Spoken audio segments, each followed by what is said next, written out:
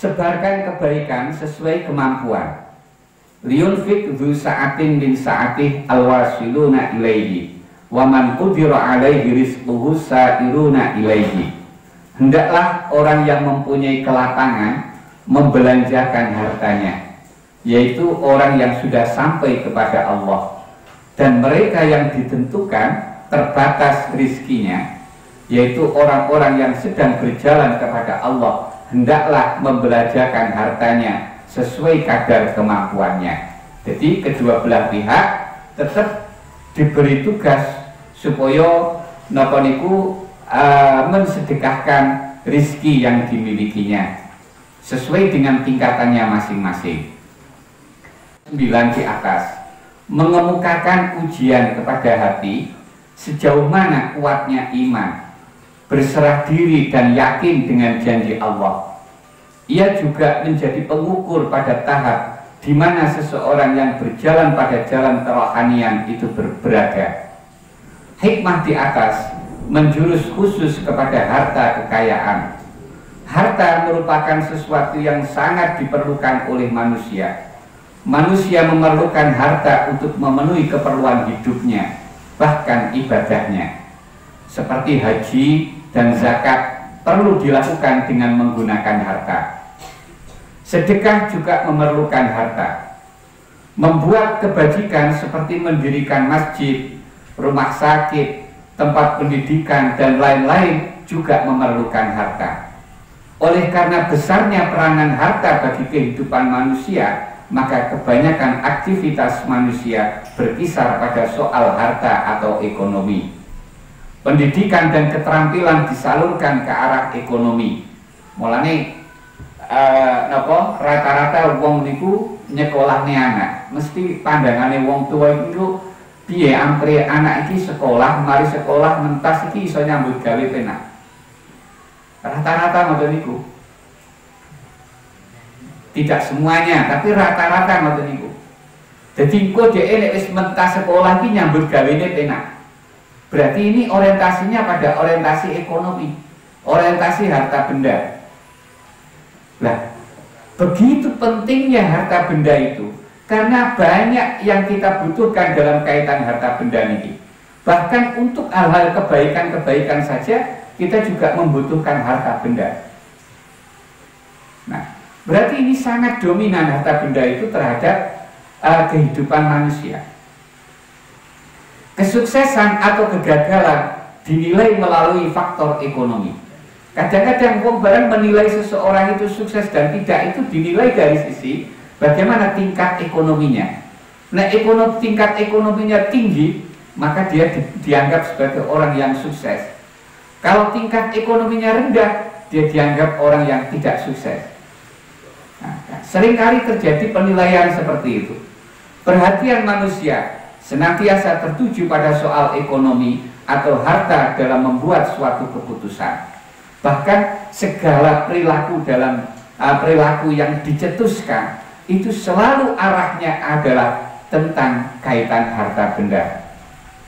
Nah, apabila harta sudah melekat dalam jiwa manusia, jiwa seorang manusia, maka ia akan menjual harga dirinya karena harta. Nah, uang niku nek hubungan atine karo bondo niku begitu kuat, maka bisa jadi orang ini akan menjual harga dirinya dengan harta benda.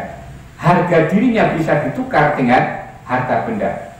Satu contoh, orang miskin sanggup diperbudak oleh orang kaya karena harta. Wong orang duwe diperintahi opo wae karo wong sugih, manut. Mergo napa? Sing penting dheweke iki oleh cipratan bondo saka wong sugih niku.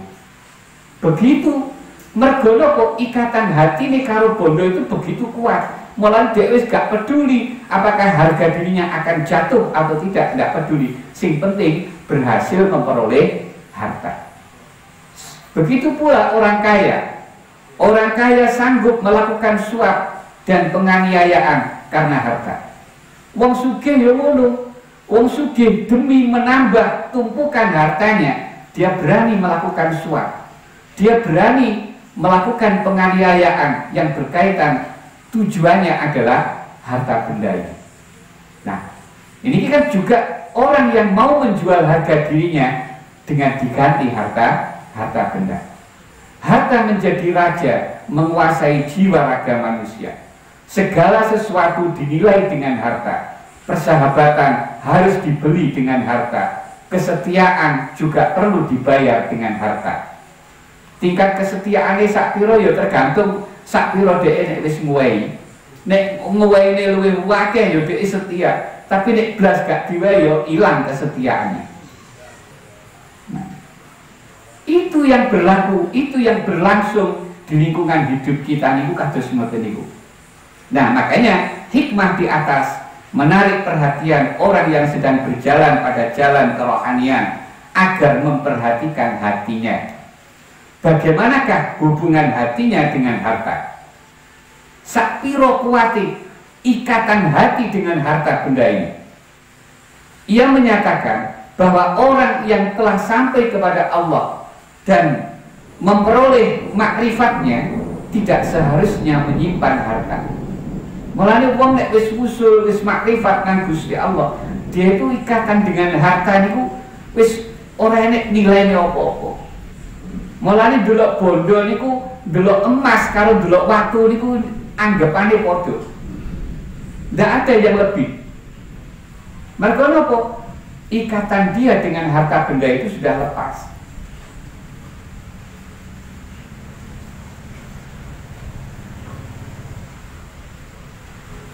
Hendaklah dia membelanjakan ke jalan Allah dan yakin dengan janji Allah tentang rezekinya. Lah, wong sing wis usul koyok ngeten, arep sedekah mbok sampai ngentekne bondone barang gak rumangsa abot. Panggah perasaane enteng mawon. Mergo wis ikatan hatinya sudah lepas dari harta benda.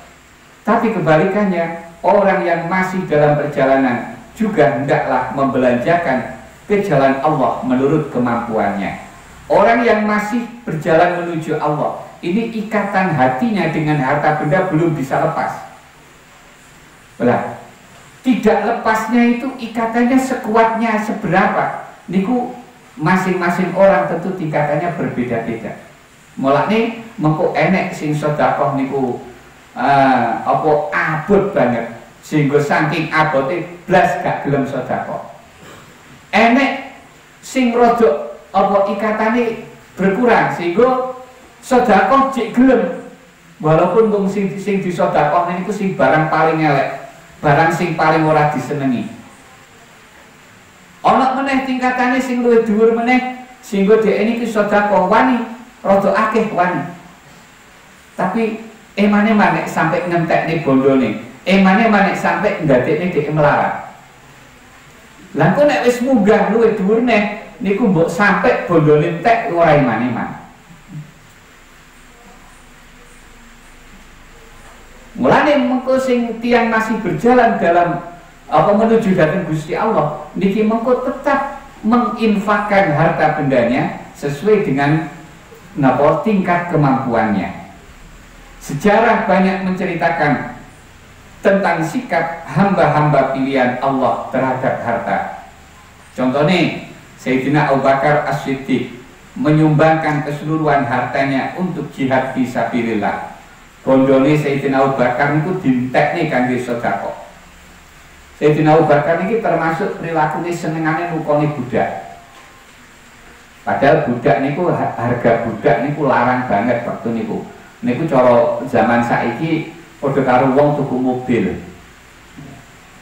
Jadi berharga.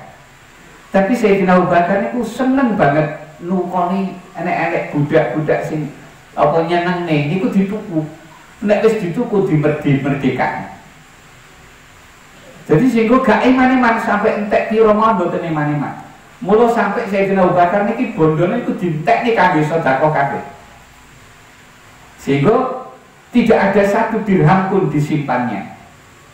Ketika Rasulullah mengingatkan, bertanya kepadanya, mengapakah tidak disisakan sedikit untuk mencukupi keperluannya? Beliau menjawab, cukuplah Allah dan Rasulullah bagiku. Jawab Sayyidina Abu Bakar namung ngoten. Kula pun marem pun cukup, kula sampun miliki panjenengan Rasulullah, ugi sampun miliki Gusti Allah. Pun kula pokok mboten lepas saking Gusti Allah, mboten lepas saking panjenengan, kula pun cukup senajan bondo kula telas. Lah golek wong saiki golek wong kaya ngeten iki wangel banget. Contoh lagi, sahabat Abdurrahman bin Auf terkenal dengan kekayaannya, mencari harta bukan untuk kepentingannya sendirinya, tetapi untuk menyebarkan agama Allah. Salman Al-Farisi ketika memegang jabatan amir, jadi jabatan amir ini corotan memiliki jabatan di pemerintah. Jadi ketika memegang jabatan di pemerintah, niki tidak mau mengambil gaji. Nek jenengan malah nuntut diundakne terus gaji ini. Nek Salman Al-Farisi moh malah jiko mboten dipendet gaji ini. Nek ora diundakne demo. Demo nek ora dirungokne ngamuk. Niku. Sebaliknya, beliau menganyam daun kurma untuk dijadikan bakul dan tikar. Jadi untuk kehidupan sehari-hari, dia itu bekerja di luar dari pekerjaan sebagai pegawai pemerintah. Dia nyambut gawe nganyam kurma, nganyam daun kurma. Niki kemudian digawe apa? Digawe bakul, digawe tikar, terus dijual di pasar. Bahkan hasil kerjaan di luar kepemerintahan ini dijual, terus hasilnya itu dibagi menjadi 3 bagian. Sebagian dijadikan sebagai modal lagi, terus sebagian yang kedua untuk kebutuhan keluarga, untuk kebutuhan dirinya dan keluarganya, dan sebagiannya lagi disedekahkan kepada orang-orang miskin. Nah, golek si koyok ngene wis angel, pemene koyok Sayyidina Abu Bakar mau. Contoh lagi, Imam Syafi'i. Imam Syafi'i ini ketika pulang dari Makkah, ketika pulang dari Yaman ke Makkah, niki beliau waktu pulang ini diberi hadiah puluhan ribu uang emas. Niki napa? Sebagian cerita lengkapnya kan. Jadi waktu beliau niku pulang dari Yaman menuju Mekah, ibune dipun paringi pirsa nek Imam Syafi'i niki badhe kundur. Badhe kundur. Ibune niki tanglet. Imam Syafi'i mulih nggawa apa iki Syafi'i? Diceritani nek Imam Syafi'i niki wangsul niki nggawa sangu apa puluhan ribu uang emas. Ibune niki langsung nelongso. Jadi anak mulih nggawa bondo akeh niku malah nelongso. Nek ibuke wong kene niku ya beda. Malah wis iki sukses anakku, malah ngoten. Jadi mulai Imam Syafi'i mulai diberitakan bahwa bondo akeh niki susah. Malah kali-kali ibu niki ora usah mulih nek awakmu kur mulih nggawa bondo akeh. Sampai ngoten niku. Mulane begitu napa Imam Syafi'i niki sebelum memasuki kota Makkah, beliau telah mendirikan sebuah kemah di luar kota. Jadi leren dhisik di luar kota Makkah, terus nginep teng mriku, lajeng teng mriku nglumpukne wong fakir. Dilumpukne bondo sing sangu sing disangokne iki mau. Niki kabeh bisa dakone nang gone wong fakir sampai entek resik wis, gak ana sing tersisa. Setelah kesemua uang itu habis disedekahkan, barulah beliau masuk ke kota Makkah. Ngoten niku Imam Syafi'i. Rabi'ah Al-Adawiyah hanya menyimpan sehelai tikar yang usang sebagai sajadah dan sebiji kendi buat mengisi air untuk wudhunya. Rabi'ah Al-Adawiyah ini seorang wali perempuan, niki nggih ngoten, kehidupan kesehariannya itu sangat memprihatinkan. Sing diduweni namung niku napa tikar kalian kendi niku wae tok. Kendine niku tikar niku kangge piyambak nek sare, kendine niki kangge banyu wudu. Beliau tidak menyimpan makanan untuk dimakan pada sore harinya. Jadi orang terus saiki oleh rezeki panganan misalnya dipangan sebagian terus wis sisane engko tak simpen tak dimangan engko sore. Mboten. Apa yang ada pada saat itu dihabiskan wis. Engko yo engko wis. Engko wis. Jadi apa yang ada sekarang dihabiskan. Niku perilaku Rabi'ah Al-Adawiyah. Banyak lagi kisah aulia Allah yang menggambarkan bahwa tidak sebesar zarrah pun hati mereka terikat dengan harta. Mereka melihat kehidupan dunia ini hanyalah persinggahan sementara dan tidak perlu menyiapkan bekal. Bagi orang yang masih dalam perjuangan dan belum sampai kepada Allah, mereka tidak sanggup berbuat sebagaimana yang dilakukan oleh aulia Allah. Sungguh pun begitu, jika dibiarkan harta melekat pada hati yang akan membahayakan hati itu sendiri. Sungguh pun begitu, jika dibiarkan harta melekat pada hati yang akan membahayakan hati itu sendiri. Jadi artinya ngeten, walaupun bondo niku wau koyok ngoten niku sifate, ndadekne wong niku gampang kelet karo bondo, sehingga nek wis kelet karo bondo niku lebih banyak kerusakan yang akan dibikin. Tapi bukan berarti nek ngono ya wis ora usah kita ngopeni bondo. Wis bondo ben diopeni wong-wong kae. Nek semua harta benda diopeni wong-wong sing ora genah, niku ya malah bahaya. Mulai oleh karena itu, biasakanlah berpisah dari harta yang disayangi agar rohani akan menjadi lebih kuat dalam perjalanan menuju Allah. Liyunfiq dzu sa'atin min sa'ati wa man qudira alaihi rizquhu falyunfiq mimma ataahu Allah la yukallifullahu nafsan illa ma ataaha sayaj'alullahu ba'da usrin yusra. Hendaklah orang yang mempunyai keluasan memberi nafkah menurut kemampuannya, dan orang yang terbatas rezekinya hendaklah memberi nafkah dari harta yang diberikan Allah kepadanya. Allah tidak membebani seseorang melainkan sesuai dengan apa yang diberikan Allah kepadanya. Allah kelak akan memberikan kelapangan setelah kesempitan. Nah, oleh karena bidang ekonomi merupakan salah satu fardu kifayah yang perlu diurus demi kesejahteraan dan kekuatan kaum muslimin, maka Allah memilih dari kalangan kaum muslimin orang-orang tertentu yang dipermudah bagi mereka mengembangkan ekonomi mereka. Mulane wong Islam iki aja kabeh melarat. Ya kudu enek sing sugih, malah sugih kudu sing nomor 1. Malah kudu ngoten. Jadi sebagian tetap kudu enek sing ngoten niku. Mergo napa? Mengko nek bondo niku dikuasai oleh orang muslim yang baik, maka perekonomian ini akan berjalan dengan baik juga. Contohnya ini, Allah bukakan bagi mereka pintu-pintu rizki.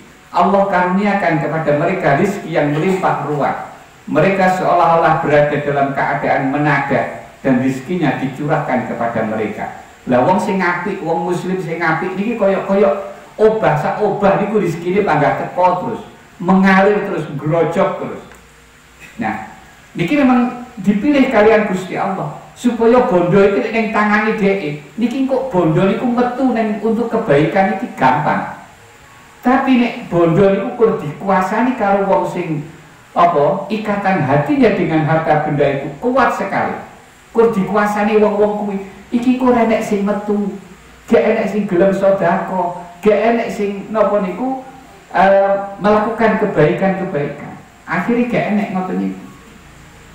Nah, orang yang menyadari harta kekayaan adalah karunia Allah, maka harta kekayaan itu menjadi ujian baginya. Orang yang tidak menyadarinya, maka harta kekayaan itu menjadi alat istidraj yang akan menghempaskannya kelak. Baik ujian maupun istidraj, orang memikul harta sebenarnya memikul beban yang sangat berat. Golongan yang menghadapi hisab yang paling berat di akhirat kelak adalah mereka yang di dunia memikul harta. Mulane sampai enek hadis nerangke wong sugih niku mlebune swarga paling keri. Niku mergo niki wau hisabe akeh.